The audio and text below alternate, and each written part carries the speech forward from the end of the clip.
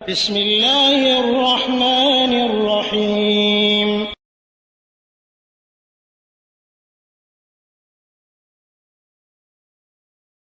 আসসালামু আলাইকুম রহমতুল্লাহি ওবরাকাতুহু। আমাদের একজন ভাই প্রশ্ন করেছেন যে আমরা যখন ওমরার জন্য আসব তখন একই সফরে একাধিক ওমরা করা যাবে কিনা, আর করা গেলে সে নিয়মটা কি, যেটা তিনি জানতে চেয়েছেন। আমরা বলবো যে এক সফরে একাধিক ওমরা করা এটা রাসূল সাল্লাল্লাহু আলাইহি ওয়াসাল্লামের আদর্শ ছিল না। রাসূল সাল্লাল্লাহু আলাইহি ওয়াসাল্লাম এই ধরনের কোনো আমল করেননি, খোলাফায়ে রাশেদার কেউ করেননি, সাহাবা একরামের কেউ করেননি, সালাফে সালেহিনদের কারো এটা নীতি ছিল না যে তারা এক সফরে একাধিক ওমরা করেছেন। যদি এটা সত্যিকার অর্থে কল্যাণের কাজ হতো তাহলে রাসূল সাল্লাল্লাহু আলাইহি ওয়াসাল্লাম আগেই করতেন। রাসূল সাল্লাল্লাহু আলাইহি ওয়াসাল্লাম সবার আগেই করতেন এটি, খোলাফায়ে রাশেদা করতেন, সাহাবা একরাম করতেন।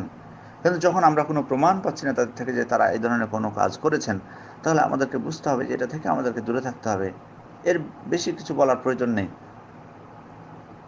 আমরা যারা একাধিক ওমরা করে থাকি আয়েশা মসজিদ বা তানঈম থেকে, তারা দলিল হিসেবে আয়েশা রাদিয়াল্লাহু আনহার উমরাটাকে পেশ করে থাকেন। কিন্তু এখানে বুঝতে হবে আমাদের যে আয়েশা রাদিয়াল্লাহু আনহার উমরাটা ছিল একটা কারণের উপর ভিত্তি করে, এবং যদি সত্যিকার অর্থে একাধিক উমরা করা কল্যাণের কাজ হতো তাহলে আয়েশা রাদিয়াল্লাহু আনহার সাথে সাথে অন্যান্য সাহাবা একরামকে আল্লাহ রাসূল বলতেন যে তোমরাও একটা উমরা করে নাও, আয়েশা যেহেতু করছে।